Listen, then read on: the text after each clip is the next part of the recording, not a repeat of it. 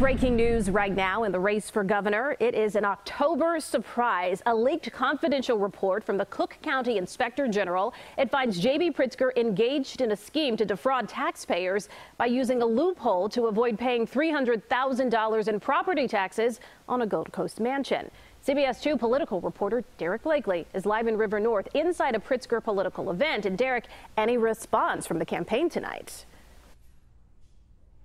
There has been a response, Erica, a response to this late-in-the-game bombshell, a report from Cook County Inspector General Pat Blanchard that directly accuses J.B. Pritzker of trying to defraud the county assessor into lowering his property taxes. Indeed, it revolves around those now infamous toilets that J.B. Pritzker allegedly ripped out of a Gold Coast mansion in order to have that building declared uninhabitable and reduce his tax bill, as you said, by more than $300,000. Now the IG is also demanding that J.B. Pritzker pay that money back. Here is how Pritzker responded just moments ago.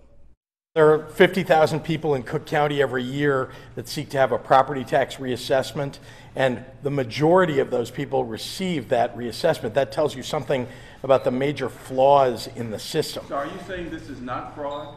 I'm telling you that we sought a reassessment like other people do. We went through the process that other people do, and there are clearly flaws in the system that people go through, but we sought it with all the rules in place. We knew what the rules were. We followed the rules.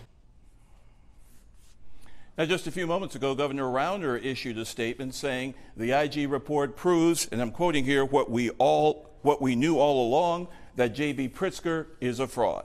Now, turning to the event which took place moments ago here, this is a women's empowerment event, a roundtable discussion with J.B. Pritzker and former First Lady Hillary Clinton. The Pritzker campaign obviously sees value in having the former First Lady appear with J.B., but it also brings back memories of Pritzker's longtime loyalty to Clinton, even over Barack Obama. J.B. Pritzker and Hillary Clinton, both part of a Chicago discussion with high school girls on leadership. Someone who is elected or chosen to be a leader should be serving people. And a good servant leader is someone who listens. Back in 2008, Pritzker backed Clinton, the presumed Democratic nominee, instead of a charismatic local upstart named Barack Obama. I know J.B.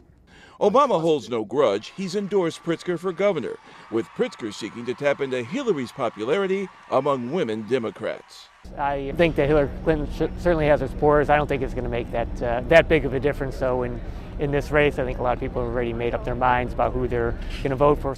Meantime, Governor Bruce Rauner, this is one of the most important transportation projects anywhere in our nation, helped break ground on the 75th Street Corridor project, a rail flyover and road underpass that will break a long-time bottleneck where four major train lines intersect.